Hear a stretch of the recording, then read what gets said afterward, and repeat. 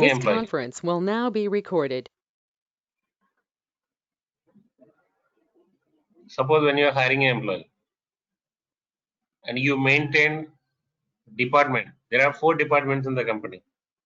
There are 4 departments in the company: HR department, sales, finance, and then production. There are 4 departments in the company. So whoever is hired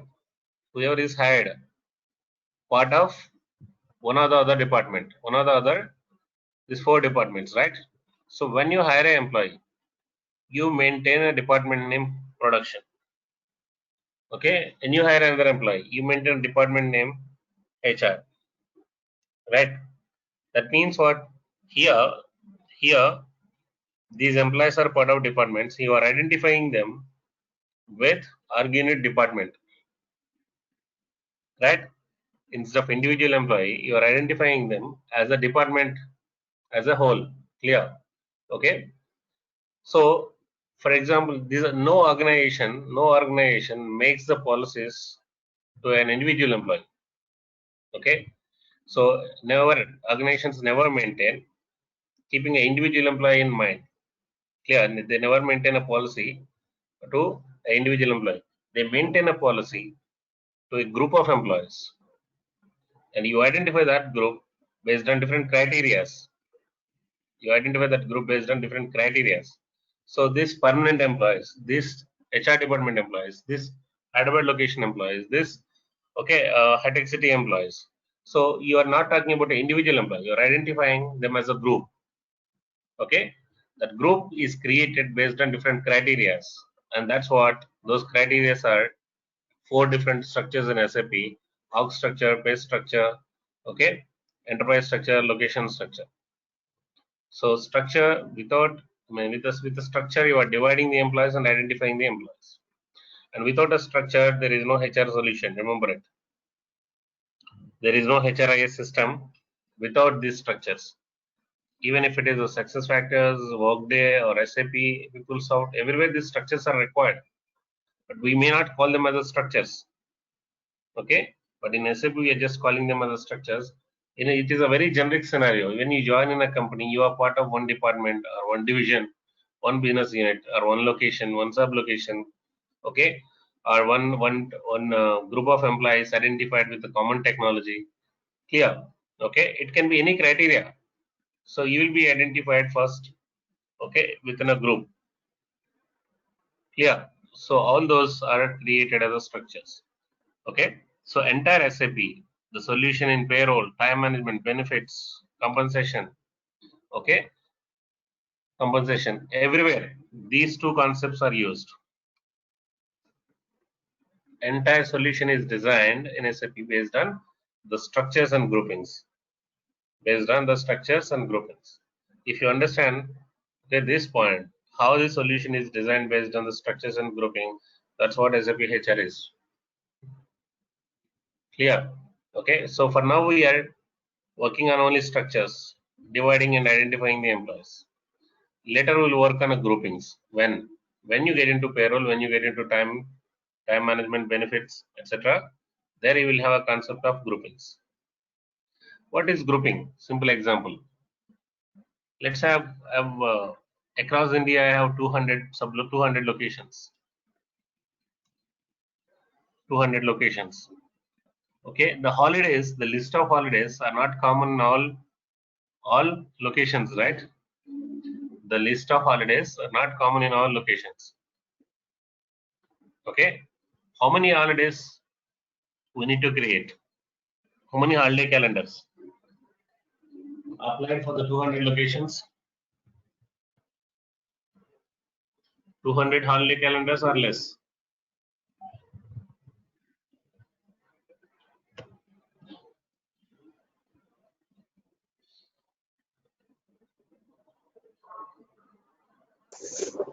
Less than 200 only, sir.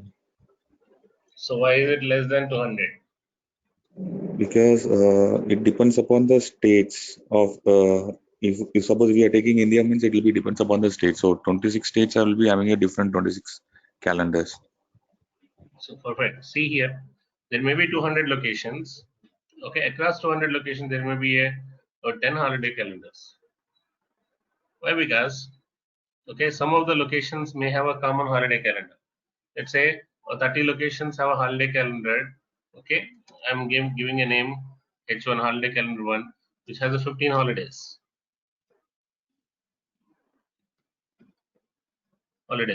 So what I would do, these 30 locations,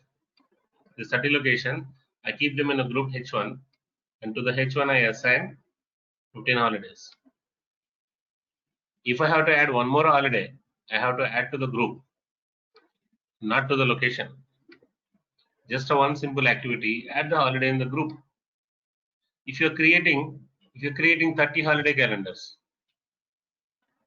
for every location different holiday calendar, you need to add this one holiday to all the 30 calendars individually. Why you required, not required? So anything which have a common policies applicable, you can group them into one group. This group name can be a single digit code, 2-digit code, okay, 2-digit code or single digit code. So you do it for the grouping, not to the location, not to the employee groups directly. Yeah, in this there are 10 locations which have common holidays, which are 17 holidays are applicable for them. Okay, then you group them into H2, then assign 17 holidays here to the group, not to the locations directly. You are assigning them to the group H2, and whichever is the location grouped with the H2, for them the 17 holidays are applicable. For them the 17 holidays are applicable. Understood?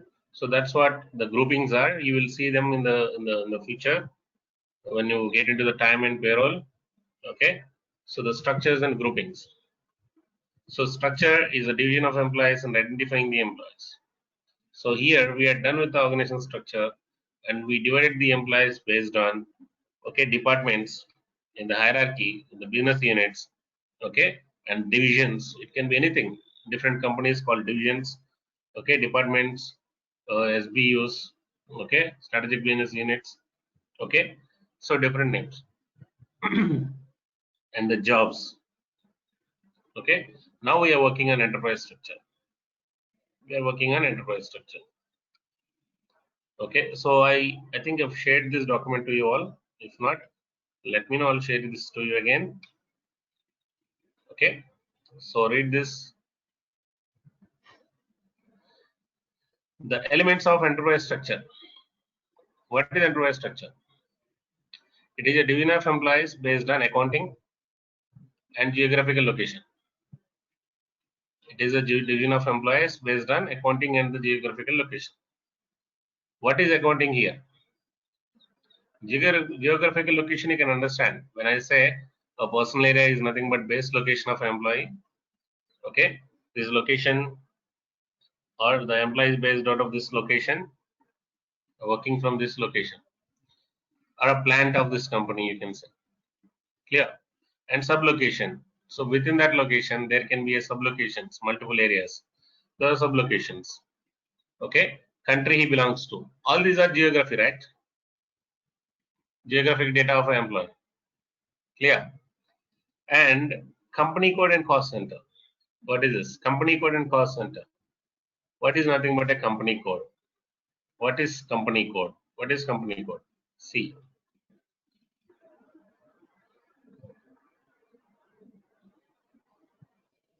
You are creating MP group of companies. This is the organization structure you created. Okay, this is not a individual entity. I mean, this is not a legal entity directly. Okay, it is the parent org unit, root org unit. It may not have a balance sheets on its own. Clear? But when you have MP group, in the MP group you have MP Power Industries, USA, MP Power Industries, India, okay, MP Software, USA, okay, like this. These are what? Legal entities, legally independent entities.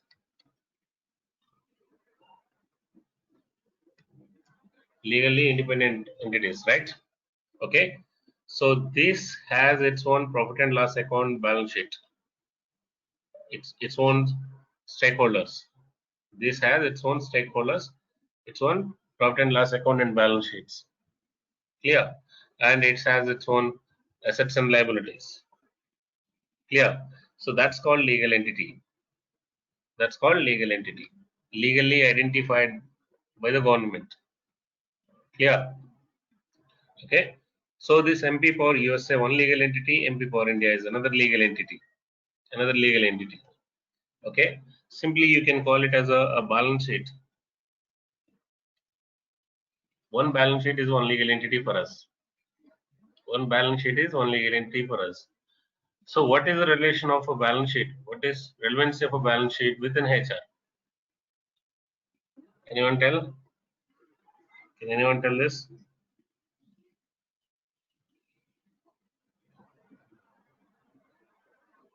What is the relation of balance sheet within HR?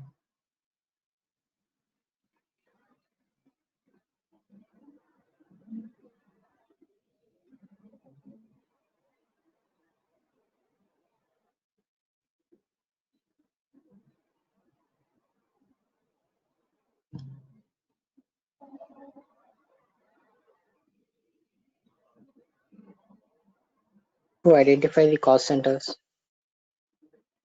So cost center is different. Balance sheet is something what you present in the balance sheet. What is in the balance sheet? Assets and liabilities. Assets and liabilities only. Anything else?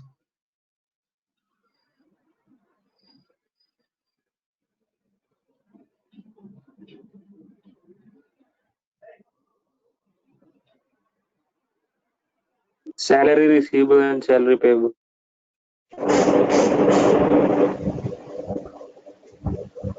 Yes. Every money transaction has to be accounted. Okay, in a balance sheet. In a balance sheet, right? When you look at the balance sheet, you will see credit side and debit side. When you look at the balance sheet, with the credit side and debit side. I'm explaining this with my little knowledge in the finance. Okay, correct me if I'm wrong. So, in an organization, if you spend an amount or when you get the amount, when you get a returns, both has to be money inflow and money outflow. Both has to be presented, even if it is a single rupee. Both has to be presented in a balance sheet. Not only that, assets and liabilities, machinery, depreciations, okay, the sales data, revenues, clear, and purchasing of materials, information, everything has to be accounted in books of accounts. Ultimately, the balance sheet. Okay, balance sheet. Under balance sheet, you don't create only one head. Okay, you will create different heads. For example, okay, the salaries is one head.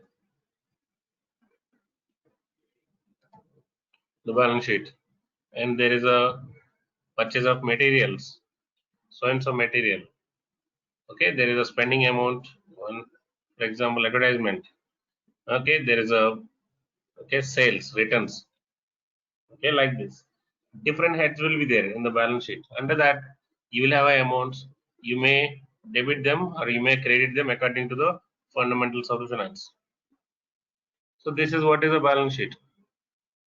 Okay, and what is the relevancy of the balance sheet now in a HR? In HR, you are paying the salaries. The salaries is an outgoing amount, right? You are spending some amount here, which is a salary, and it has to be accounted in a balance sheet. In a balance sheet, ultimately. So, which balance sheet that this employee amount goes to is called company code of employee. It's called company code of employee. Normally in HR, we don't hear these two words in HR books, the cost center and the company code. But when it comes to the employment in real time, Okay, the first field that is maintained to the employee is legal entity. Without a legal entity, there is no employment. The legal entity represents balance sheet. Which balance sheet this employee cost goes to? Okay, clear. These employee amounts are debited or credited in which balance sheet? Okay, and the next is cost center. We'll discuss about this. I have already given an introduction of the cost center. So without a cost center, without a company code entity, legal entity, there is no employment. These two objects must be there in every HRIS system. Okay, so when you create a company code and assign, you are dividing the employees into different groups based on the legal entity. For example, this is the Tata Group, MP group of companies.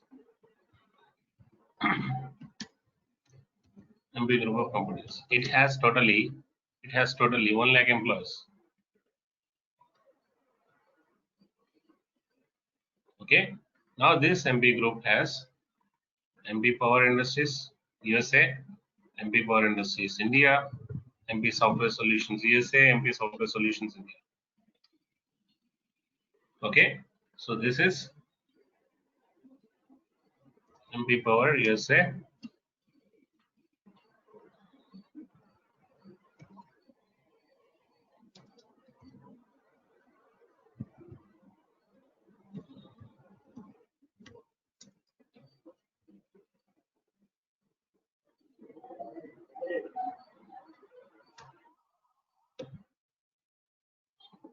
So how many legal entities here we have now?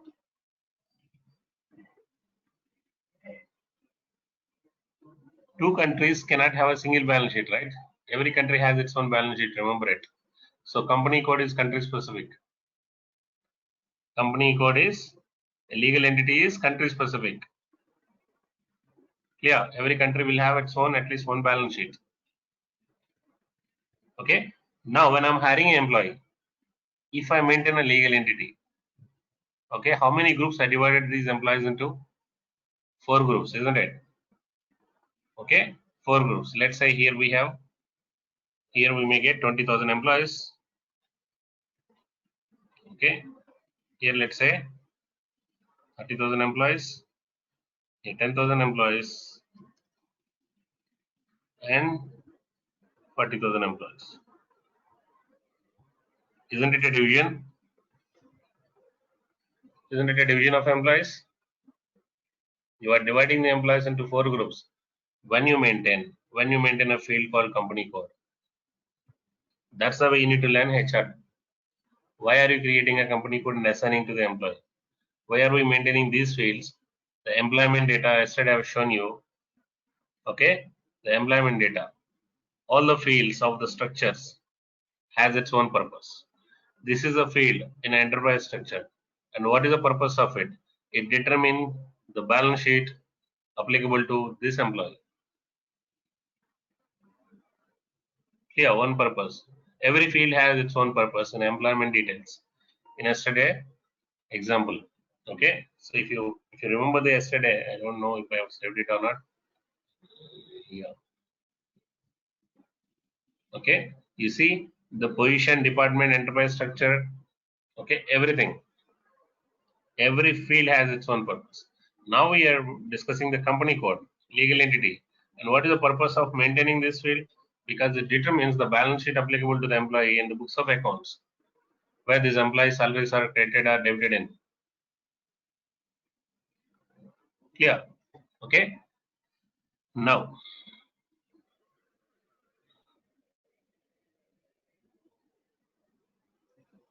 let's say MP Power India, it has operations in Hyderabad, it has operations in Mumbai, it has operations in Bangalore. Okay, it has operations. I'm discussing about one here, or one or two, one entity or 2 entities.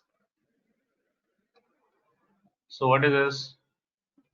This is Hyderabad location. This is Mumbai location. This is Let's say Bangalore location. Okay, Bangalore location. Again, here in Hyderabad location there are 15,000 employees. Mumbai there will be 10,000 employees. In Bangalore, how many employees will be there?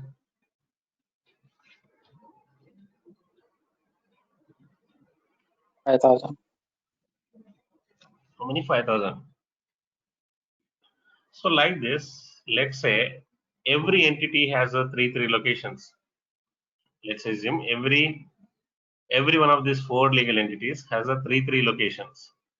Okay, that means when you maintain a location field to the employee, how many groups these employees have been divided into? How many groups these employees are divided into? Every location has a, so 12 groups. Entire 1 lakh employees are divided into 12 groups, isn't it? So now, here, similarly, in India, sorry, okay, software, MP software has business in these locations. One is Hyderabad, another one is Bangalore, another one is Chennai. Okay, and the one is Chennai.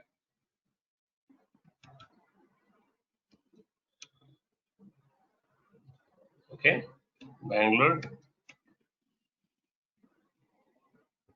and Chennai.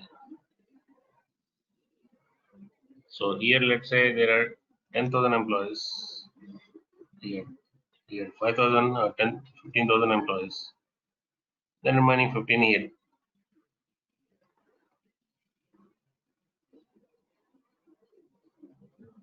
Clear? Now, tell me, what is the purpose of maintaining a location? I explained you the purpose of maintaining a company code. Why do we need to maintain base location of an employee in the employee data? Is there any reason?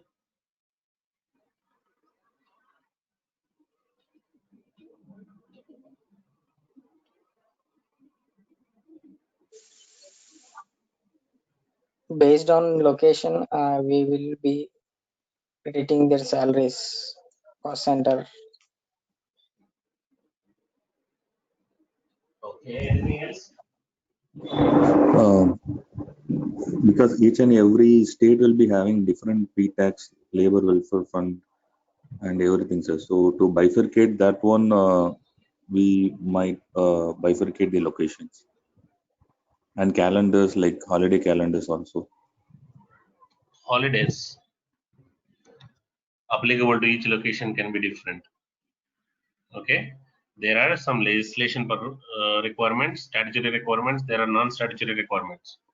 Non-statutory locations, shifts.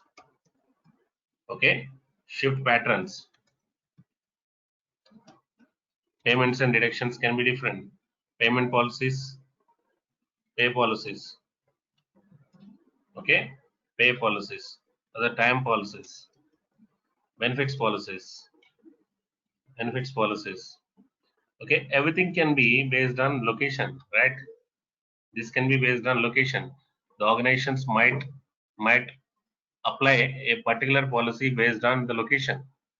So let's say this transport allowance is payable only to the Bangalore employees in Software India, MP Software India, Bangalore employees, and not for any other location. That means this is something you're applying based on the location, right? Okay, these are non-statutory. And the statutory, provisional tax. Okay, provisional tax, labor welfare fund. Okay, tax calculation is same, but tax circles are different. The tax circle where this taxes are accounted. Okay, like ESI dispensary information is different. Bangalore ESI dispensary is different. Hyderabad ESI dispensary is different. Clear? So here there are legislation purposes, statutory purposes. There are non-statutory purposes. So which is why you have to have location also in the structure. Without a location, some things are not possible. So location is a mandatory field. Now here Hyderabad location is there, and here also Hyderabad is there, and here also Bangalore is there, and here also Bangalore is there. So how many Hyderabad locations do we need to create? One or two?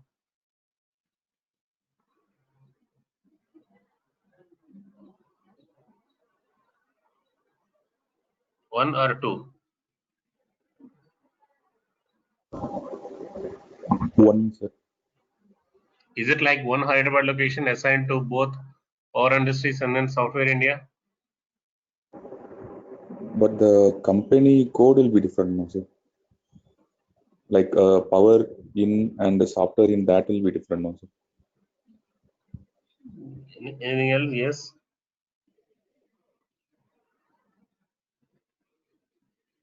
Is it simple? Is it a one personal area, Hyderabad location, you are assigning to both company codes, or is it two personal areas we need to create? Two sub area, one person. Okay. Anything else?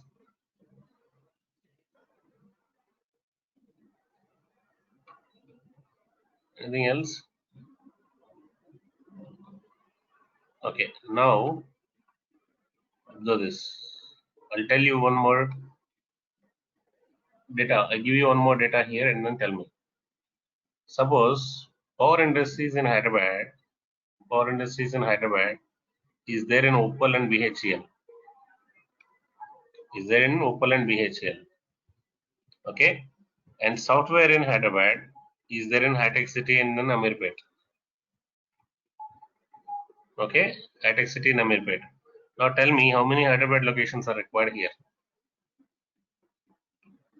If you create one Hyderabad location, you cannot create all four sub-locations for one Hyderabad. Uppal and BHL and Amirpet Hitech City. Yes or no? If you create all four sub-locations to Hyderabad, that means you are assigning all four locations to Power Industries, also Software Industries.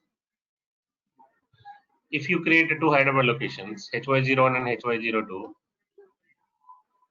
okay, this is HY01 location, this is Hyderabad 02.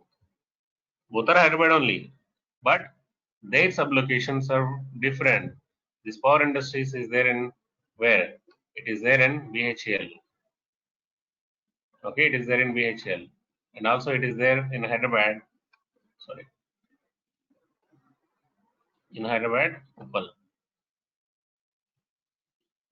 So their sublocations may not be same. That is why every company code has its own set of personal areas. Every company code has its own set of personal areas. Okay, this is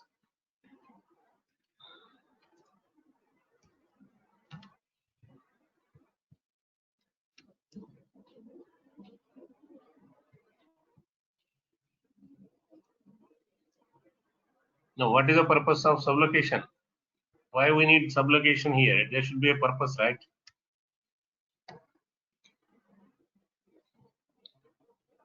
So now let's assume every personal area in this group has a two sublocations. Every personal area in this group has a two sublocations. So how many groups do you divided these employees into now?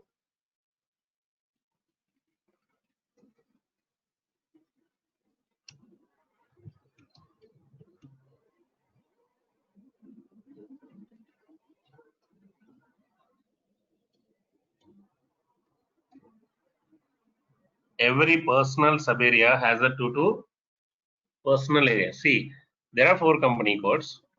Each company code has four locations, three locations, and every location has two sublocations. So when I maintain personal sub area field also in the employee data, now how many groups you divided these employees into?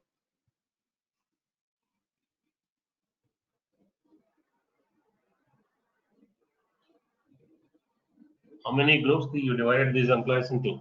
Anyone?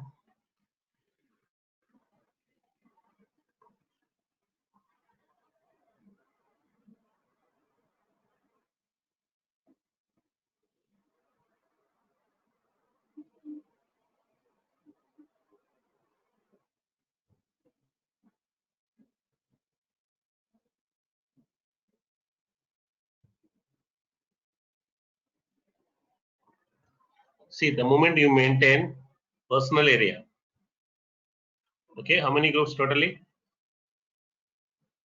4 into 3. Each entity has a 3 location.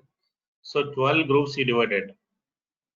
When you maintain personal subarea, again every location is further divided into two groups. So 12 into 2, 24 groups. You understood? So this is personal, this is company code.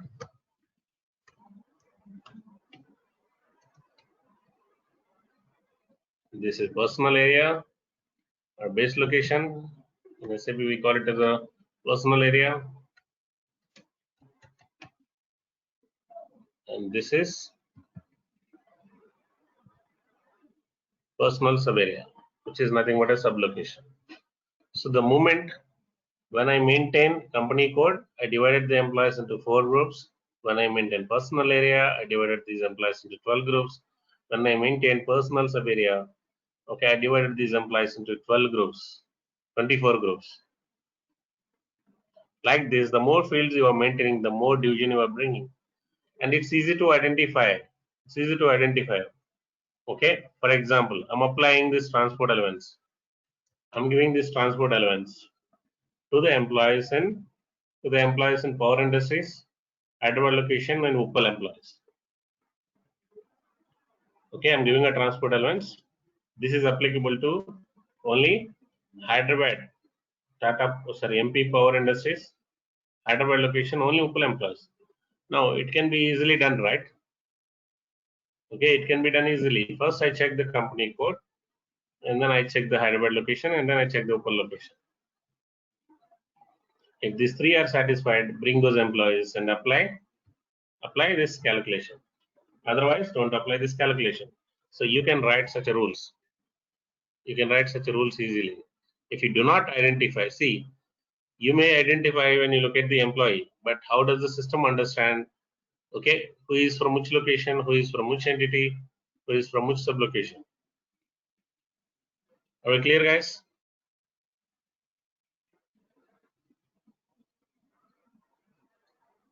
Company code, personal area, and personal subarea. Yes, sir. So remember that every personal subarea is specific to one location. Every personal subarea is specific to the location. Every location is specific to one company code. The location, same location, cannot be under 2 company codes. Okay, if you create HY01, this is applicable to only power industries. Okay, if other entity also has operations in Hyderabad, then you have to create HY02. So the sublocations are specific to the location, locations are specific to the entities. So every enterprise structure is different. Every enterprise structure is different. So this is one enterprise structure.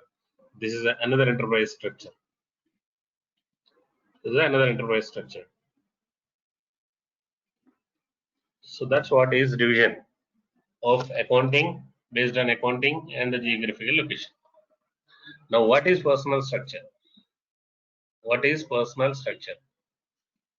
Okay, the personal structure is the division of employees.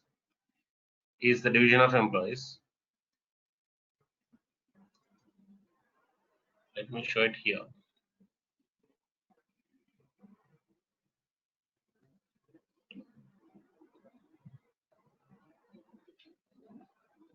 See, it is a division of employees or a categorization of employees based on employment type, okay, a pay frequency, nature of work, working times, full time or a part time. None of these are accounting based, and none of these are location based.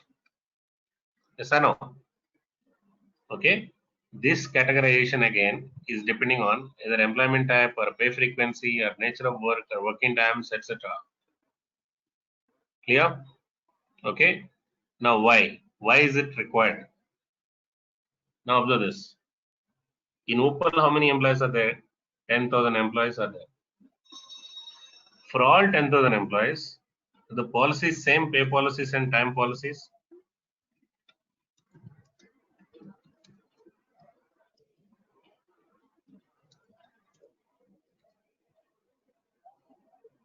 Tell me.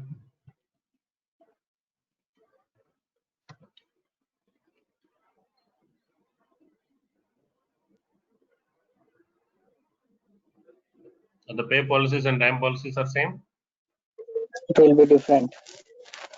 based on, Depending upon the shift, it will differs. okay, any Depending other upon the criteria? depending upon the employment type, like contract, permanent, temporary. Yes. So you require again further classification of the employees. You require again further classification of employees, which is not a location based, which is not a accounting based, legal entity based. You require a further specification. So I consider this as an employment type, for example. Okay, there are employees who are permanent category. There are employees who are third party or contract employees.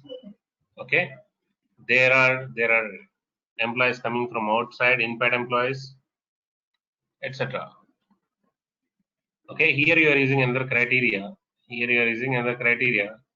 Okay, that is employment type. Here, employment type. These three employment types are there in every entity of this group. These three employment types are there in every entity of this group. These employments are these employments specific to the location? Is there any geographical relevancy of this employment type? No, right? So employment permanent can be there in Hyderabad, Bangalore, okay, in one company code, other company code, and also in one country, another country. So this classification that we are discussing is not location specific, not even country specific. Clear? When I create a permanent, the permanent can be there in India also, in USA also. But if these three employments are created and maintained to the employee, how many entries would you? How many groups you are dividing these employees into? Entire 1 lakh employees into. How many entries or how many groups you are dividing these employees into? Until personal area, how many groups? 24, right? Now in every location, these three categories are there. In every location, these three categories are there. Then —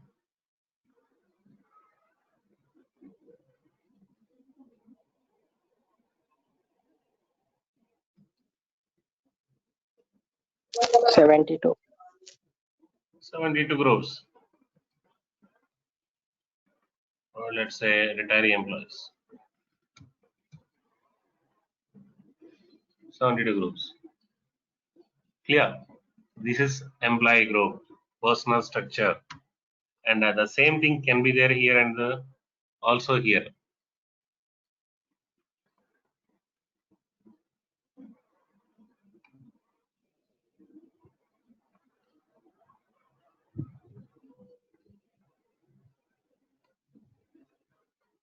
Sorry, it can be here and it can be here. Clear?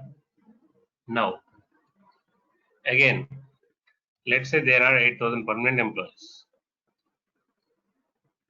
8,000 permanent employees. Contract employees are 1,500. Retirement employees are 500. Who receives the pension from this company? Okay. Now again, is every policy in the policy in time and payroll is same for all permanent employees? Will there be any further classification required? No, based on grade also will be different. Based on grades, based on nature of work, based on frequency, permanent monthly, permanent weekly, right? Permanent monthly, permanent weekly. Let's say I'm taking a criteria frequency. In some companies, criteria may not be used, frequency criteria may not be used because only one frequency they have, but nature of work they might use. Okay, for example, permanent consultants, permanent engineers, permanent executives, permanent workers, permanent supervisors, nature of work, or else another criteria, working times, permanent, okay, full-time working employees and part-time working employees. Clear? Okay. So like this, you can have a further criteria, further division on any criteria. For example, I have two frequencies or two frequencies. Okay, monthly and weekly, and which is there in every location. So when I say monthly and weekly, it is not only for the permanent employees, right? It is also for the contract employees. Contract employees also I might pay with the two frequencies, monthly and weekly. Okay. So like any other employment also can have a monthly and weekly. So employee subgroup is not specific to employee group. Employee subgroup is not specific to the employee group. Monthly permanent, weekly permanent. Monthly contract employees, weekly contract employees. Clear? So if every employee group has again further classification 2 employee subgroups. So 72 into 2 groups and 144 you will get. So entire 1 lakh employees, you are identifying them as a 144 groups when you maintain just these 5 fields. Okay, when you maintain these fields, these 5 fields, company code, person area, personal sub area, employee group, and employee sub. Okay, employee subgroup. This is clear. So this is what is a person structure. So enterprise structure is specific to the country. You see there is a country here. Okay. So every balance sheet has its own enterprise structure. Every balance sheet has its own enterprise structure. So enterprise structure is based on accounting and geographical location. Person structure is based on the employment type or a pay frequency or a nature of work or working times. Any criteria depending on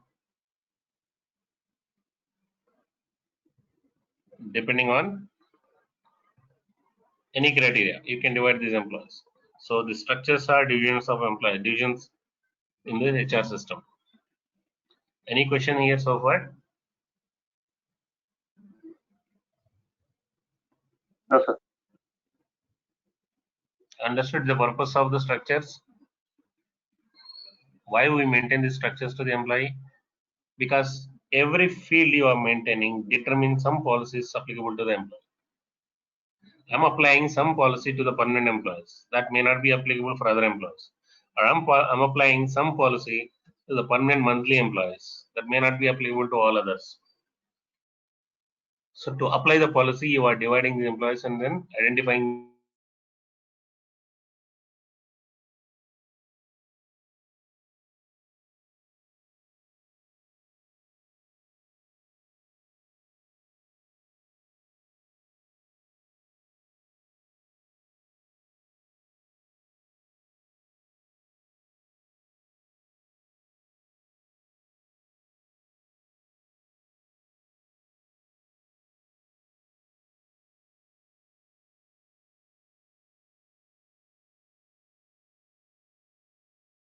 Okay, so audio is lost for a while. Any question here?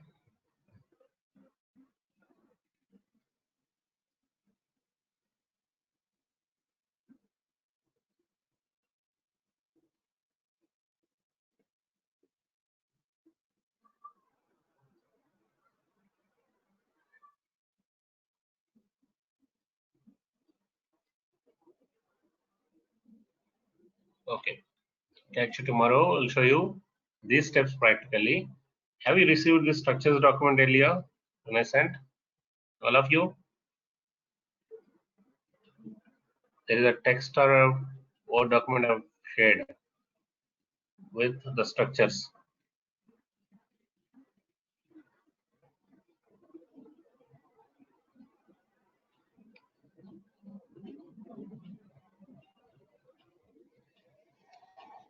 Let me know if you have not received anyway. So that's all for today.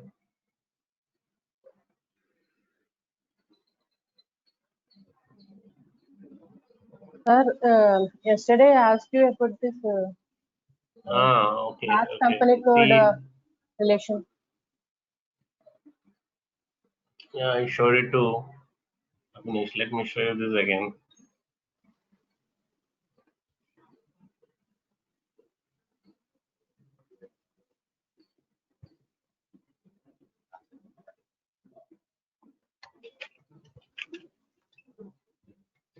Others can leave, or if you want to stay, you can stay.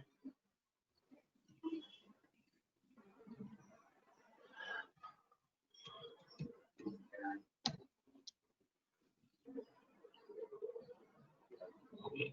I'll show you an organization structure.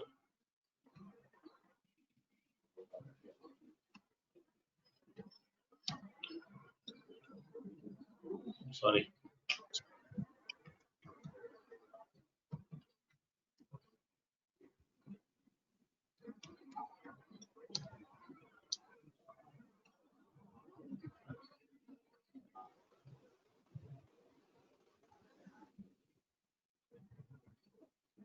Okay. See this. This managing director is in the org unit MP group of MP Power Industries, but he has to report to the chairman, and the chairman is from different org unit. The chairman is from different org unit. Clear? When you build the reporting structure, you build based on org unit. You selected this, and you go to reporting structure, okay, and you defined it within the group. Clear? Okay. But how do you maintain a cross functional relation? One department position can be reporting to the another department position. How we can configure it? First, select the higher level position, higher level positions org unit. This is a higher level position, and its org unit is MP group of companies. And go to reporting structure. Go to reporting structure. So you would see only the chairman here because it's only chairman here, only one position, and he is the manager of another position from another department. How do you do it? You can go to edit, elevate, within org unit or general. You should select general. Okay, edit, elevate, general, general.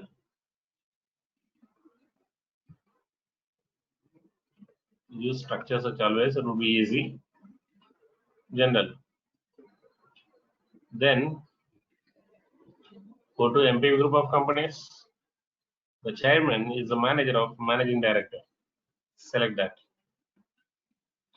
One position of one department is manager of another position from another department. So when you see this symbol, it is a cross-functional, which you don't see normally for normal reporting structure. When you click on it, it will see this position belongs to which org unit. Yeah. Is this clear? Yes, sir. This is within company code, sir. See, don't go by the text. Text can be anything. It is X, Y, Z. What you asked me is one position in one department can be reporting to one position in another department. That's what is your question, right? Yes, sir. And this is what it is. This is the way you need to do it. So a Whether it is company a company code or a country, it is based on the text you are giving. The text can be XYZ. Okay, your question is it possible to report a position from one org unit to the position from another org unit? So this this is is the way you need to irrespective of the company code also. Yes, the same way you can do this. You go back, you see here, assume this is a, see there is a managing director here. Here also there can be a managing director. If I want to report this guy to this guy, you can do it in the same way. You select this, edit, sorry, reporting structure. You select this, edit, elevate him. Now select the other position from other company code. What is the problem? You select the position from here. Okay, okay, sir.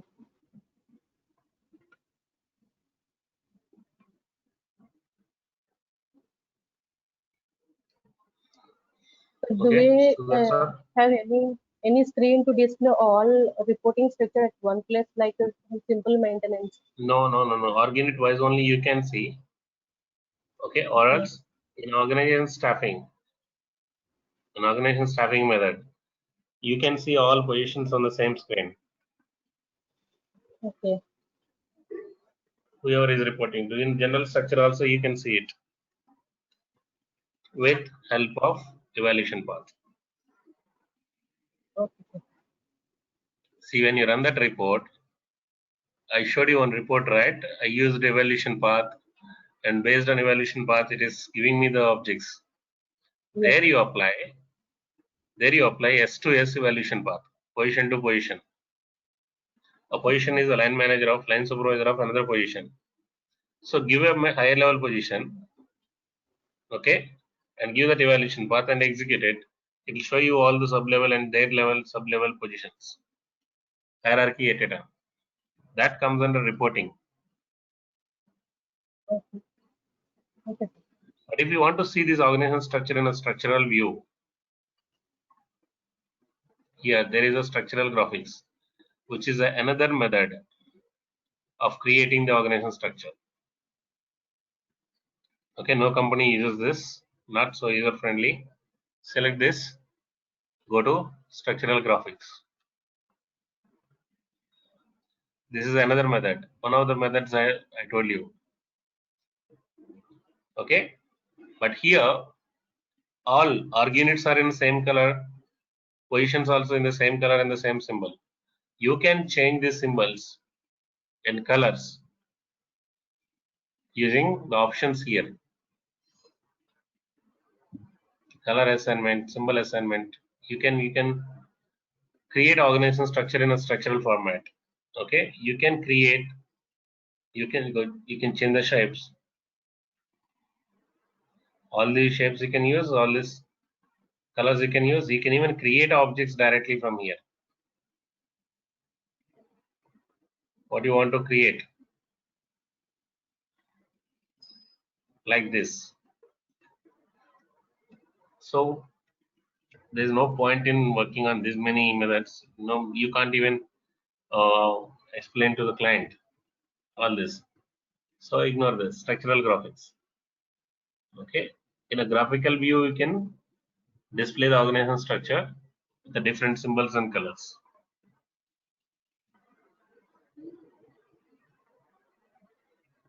Is it clear? Yes, sir.